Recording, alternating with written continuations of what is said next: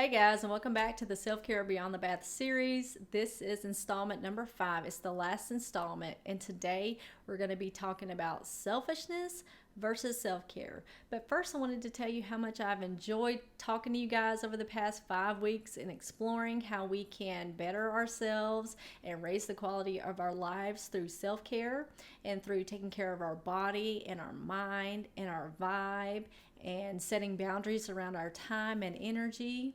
Now, some of you may be thinking that's an awful lot of focus on myself, and yes, it is. But who else is going to focus on you?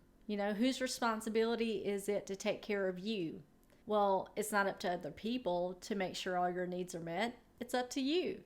So, we're going to talk about selfishness versus self-care. Is it selfish to focus on your own needs and to look out for your own interest? Well, let's find out. Now, before I can tell you if it's selfish or just self-care, we're going to need to define what selfishness is. Now, to me, society has a biased view of what the word selfishness means. And I say it's biased because it has undertones that putting yourself before others is somehow an immoral act. And it implies that we should concern ourselves with others before we concern ourselves and what's best for us. And if we don't, if we're concerned with ourselves more than other people, society says that we're a selfish person, and I just don't agree with that at all. So I don't think that being concerned with your own interest is an immoral act at all. In fact, I think it's the opposite. I think it's the highest moral act that someone can commit, to take responsibility for your own life, to take responsibility for your own self and without expecting others to provide for you is the highest of all things you can do. Let's talk about self-preservation. Now, that just means to protect oneself from harm or death. Now, in nature, if an organism fails to meet its basic requirements of material or fuel, and if it fails to take proper action to get that fuel into its body and to fuel its body properly, like if it doesn't use the fuel properly, then the organism dies. And so life can only be kept in existence by a constant process of self-sustaining action. You need a certain amount of selfishness in order to live in this world. But there's a fine line for me. And if you want to know what I think a selfish act is, here's my thoughts.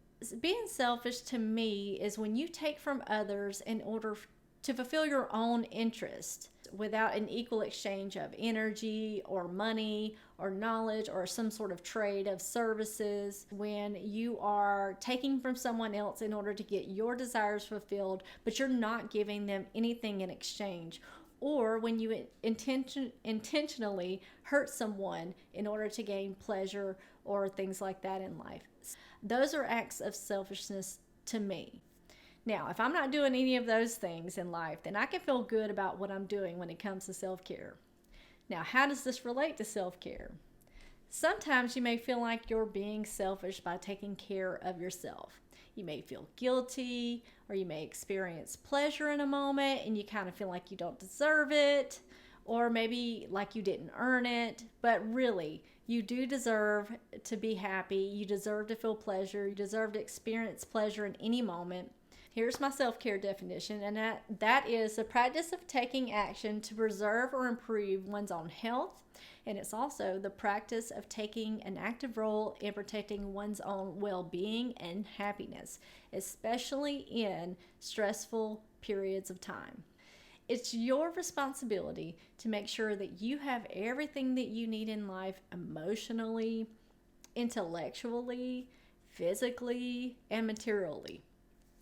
We don't give other people the power to give us the things that we need in life, nor do we require that others give of themselves in order to make us happy in life and fulfilled. That's our job ultimately, and it isn't selfish to look out for our own interest in that way. And it's not selfish to care for our own well-being. It's just good self-care. So ultimately, we're responsible for the health of our bodies and for what we think in our minds and how we feel every day and the kind of energy that we're putting out into the world. and how people treat us. Ultimately, we teach people how to treat us with our actions. And the sooner we realize this, the quicker that our lives and the quality of our life will start raising and start improving.